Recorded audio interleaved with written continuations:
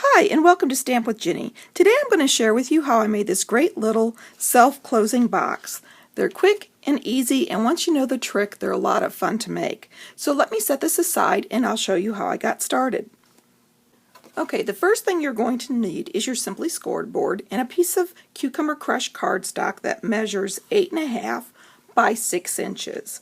I'm going to set the shorter end, the 6-inch end, along the top of my Simply Scoreboard, and I'm going to score it at 1 inch and then again at 5 inches. And now I'm ready to turn it. So now that the 8.5 inch side is along the top, I am going to score it at the 4-inch mark and the 8.25 inch mark. And I'm going to turn this over, and I'm going to make 2 more score marks up to the score line here, one at 2 inches and one at 6 inches. And that simply is a guide for a step later on.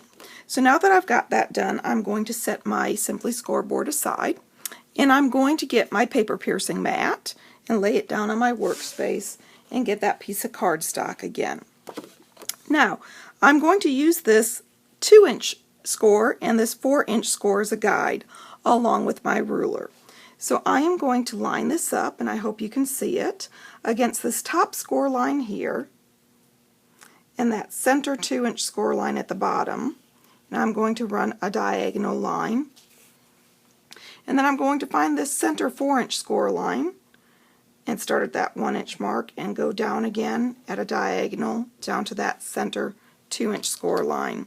And now for the other side I'm going to repeat. So back up here, run it down at an angle, and then at the 8-inch mark, down to the 6-inch mark again.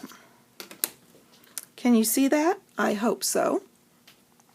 Okay, now that I've got everything scored, I can start cutting. And what I'm going to do is simply take out these 2 little corners here. First the bottom, and then the top. And then I am going to cut on that 6-inch score line, the 4-inch score line, and the 2-inch score lines. And now, just to make it have a little cleaner fold on the bottom, I'm going to take the little corners off on the first flap here, and then go over and skip a flap and go to the next flap. So as long as you do every other one, it really doesn't matter which flap you start with. So there we go. Now to assemble my box, I'm going to take and score all of these score lines with my fingers first, and then I am going to use my bone folder to make sure I have a nice sharp crease. But I'm using my fingers first because these little wedges, I don't want to go all the way up. I just want to finger fold those so that they're able to fold when I put my box together. Okay, and now going back with the bone folder to make sure those are nice and sharp.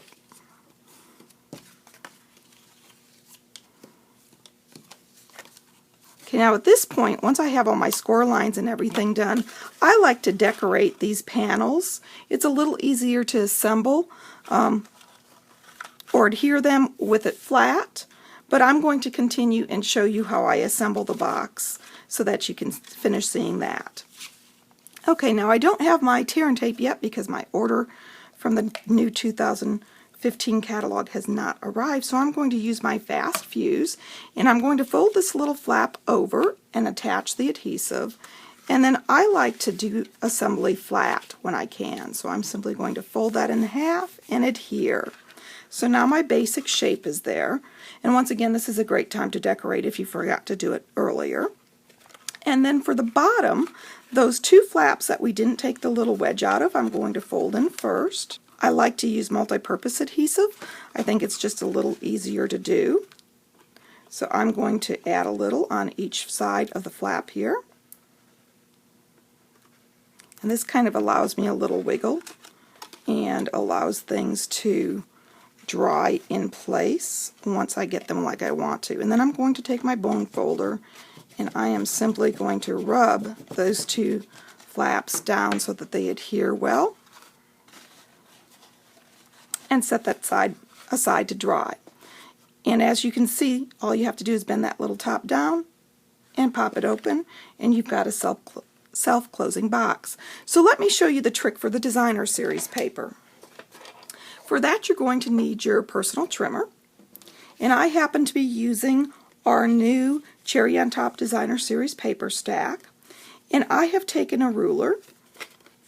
Oh, excuse me. These measure 3 3/4 by 3 3/4, and I've taken a ruler already, and I hope you can see the little tick mark I've made here at the 1 7/8 inch mark, and that's just simply to help me see where I'm going. You could also fold the square in half to get that mark, but I don't have any problem measuring, so I find it easier with the ruler than to fold it.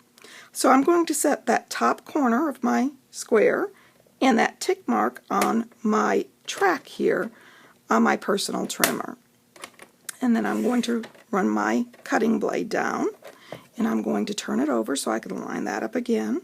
Once again, putting the tick mark and the little corner on that mat, and then cutting it off. So as you can see, I've got my 3 pieces, and all I have to do is repeat for the second piece.